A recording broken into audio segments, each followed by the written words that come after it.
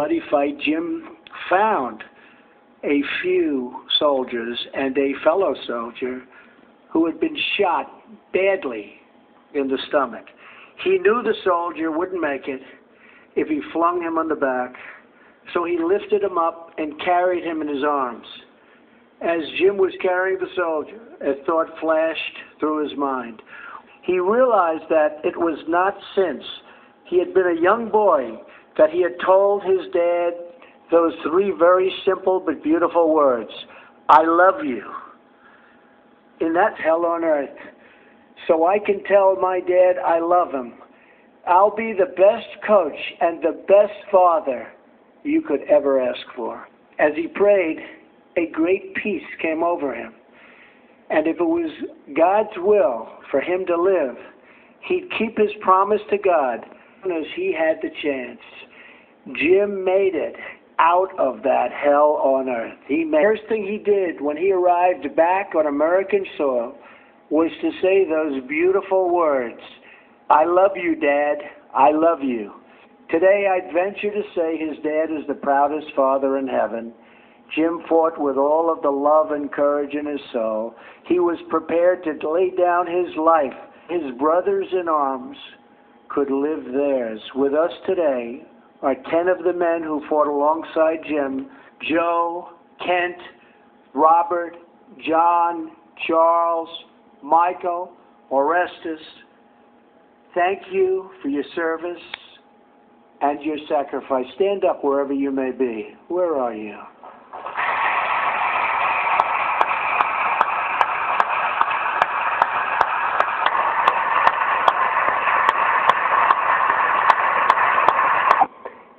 For over 2 centuries, our brave men and women in uniform have overcome tyranny, fascism, communism, and every threat to our freedom. Every single threat they've overcome could never be conquered.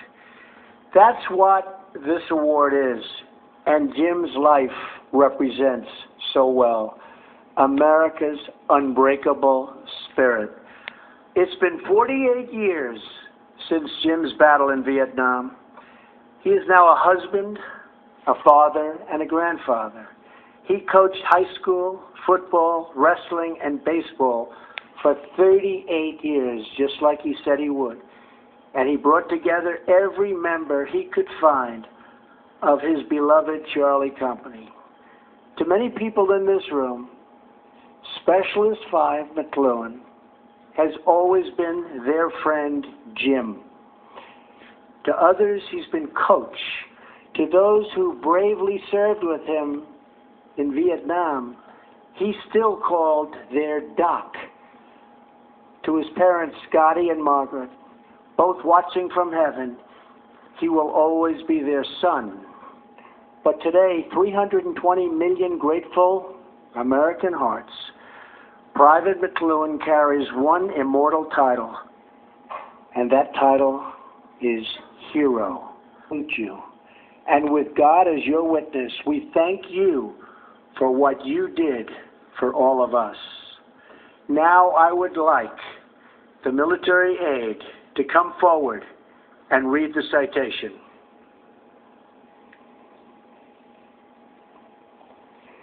The President of the United States of America, authorized by Act of Congress, March 3, 1863, has awarded in the name of Congress the Medal of Honor to Private First Class James C. McCloughan, United States Army, for conspicuous gallantry and intrepidity at the risk of his life above and beyond the call of duty. Private First Class C. McCloughan distinguished himself by acts of gallantry and intrepidity at the risk of his life above and beyond the call of duty from May 13th through 15th, 1969, while serving as a combat medic with Charlie Company, 3rd Battalion, 21st Infantry, 196th Light Infantry Brigade. He ran 100 meters in an open field through heavy fire to rescue a comrade too injured to move and carried him to safety. That same day, 2nd Platoon was ordered to search the area near New Yon Hill when the platoon was ambushed by a large North Vietnamese Army force and sustained heavy casualties. Private First Class McCluen led 2 Americans into the safety of a trench while being wounded by shrapnel from a rocket-propelled grenade.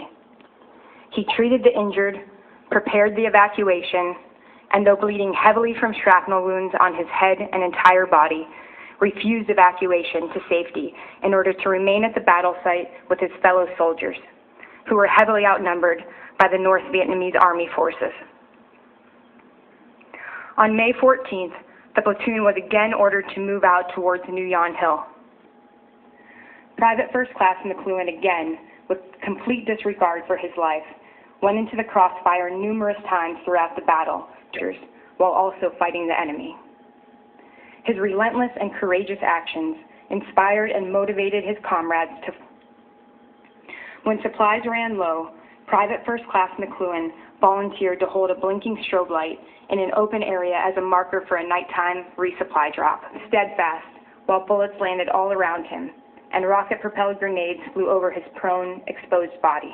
Knocked out a rocket-propelled grenade position with a grenade, fought and eliminated enemy soldiers, treated numerous casualties, kept 2 critically wounded soldiers alive through the night, and organized the dead and wounded for evacuation at daylight. Reflect great credit upon himself, the AmeriCal Division, and the United States Army.